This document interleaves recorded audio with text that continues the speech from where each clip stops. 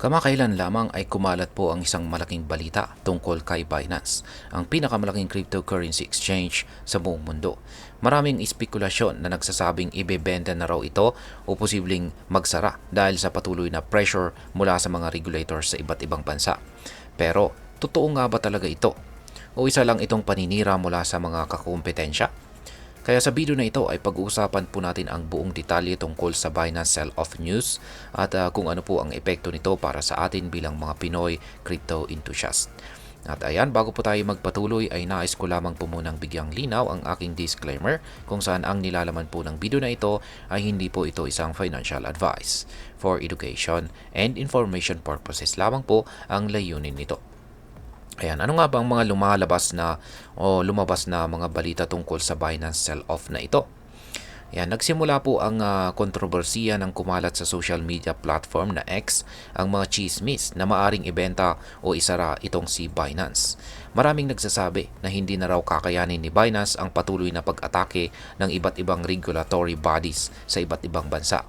Dahil dito ay may ilan na nag-speculate na baka napipilitan ang Binance na ibenta ang kanilang exchange upang makaiwas sa mga patuloy na legal na laban. Pero agad itong itinanggi ni Madam Yi He. Isa po siya sa mga co-founder ni Binance. Ayan po siya, si Madam Yi He. Ayon sa kanya, ang mga balitang ito ay walang basihan at gawa-gawa lamang ng kanilang mga kakompetensya. Sinabi niya na isa itong paraan ng kanilang mga kalaban upang ilihis ang atensyon ng publiko at sirain ang reputasyon ni Binance. Ngayon ay may balak ba talagang maibenta itong si Binance? Ayan, ayon po mismo kay Madam Yihi, bagamat bukas po sila sa strategic partnership at acquisitions, wala silang balak na ibenta si Binance. Ayan, ulitin po natin, wala po silang balak na ibenta si Binance. Sa halip ay patuloy po nilang pinapalawak ang kanilang negosyo sa pamamagitan po ng pakikipag-partner sa iba't ibang mga institutions. Ibig sabihin ay kung may ibang cryptocurrency exchanges na gustong makipagtulungan o magbenta ng kanilang kumpanya, bukas si Binance sa pag-uusap. Pero hindi ibig sabihin na ibebenta nila ang kanilang sarili. Ngayon ay ano po ang epekto ng patuloy na mga legal na laban kay Binance? Yan, isa na rin sa mga mainit na balita ngayon ay ang kaso ni Binance laban sa US Securities and Exchange Commission or SEC. And ayon po sa ulat ay parehong nagkasundo si Binance at ang SEC na ipagpaliban muna ang kaso ng hindi bababa sa 60 days or 6 na pong araw. At ano ang dahilan?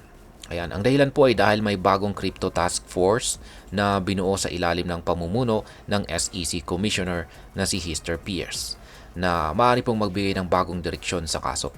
Sa madaling salita, maaring magbago pa ang takbo ng kaso depende sa magiging desisyon ng task force, yung task force na ito.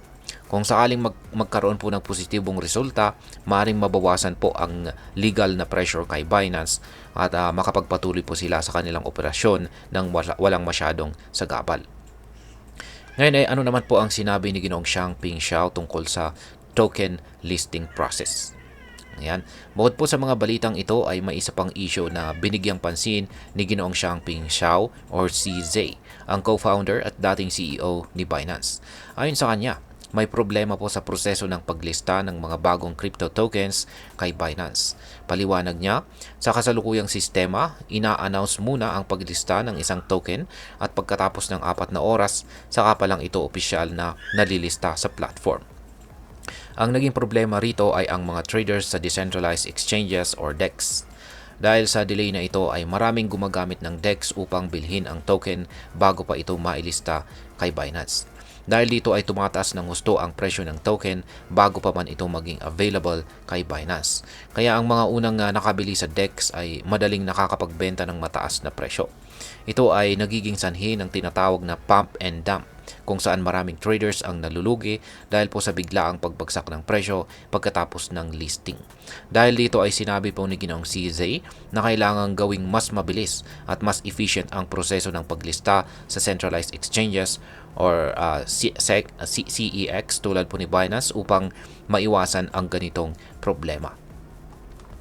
At ngayon ay ano naman ang maaring maging epekto nito para sa atin bilang mga Pinoy crypto enthusiast? Ngayon ay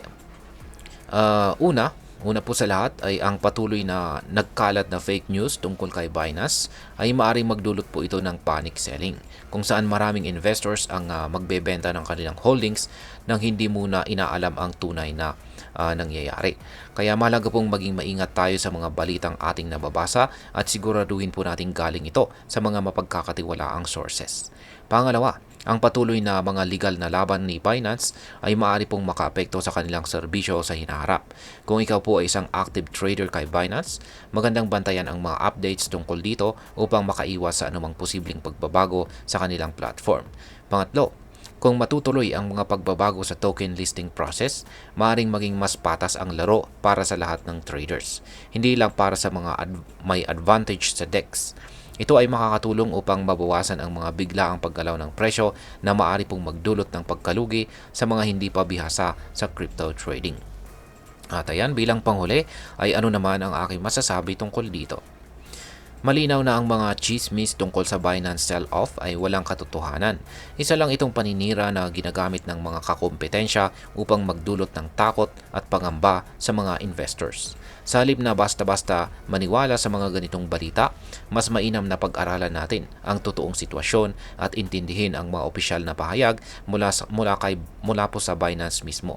Sa kabila ng mga legal na hamon na hinaharap ni Binance, nananatili pa rin itong pinakamalaking crypto exchange sa mundo at patuloy na nagpapalawak or nag-i-expand ng kanilang serbisyo. Kaya para sa ating mga Pinoy traders at investors, mahalaga pong manatiling updated, mag-research bago gumawa ng decision at huwag pong magpadala sa takot. Tandaan, dito sa mundo ng crypto, ang tamang impormasyon ang magiging susi sa matagumpay na pag-i-invest.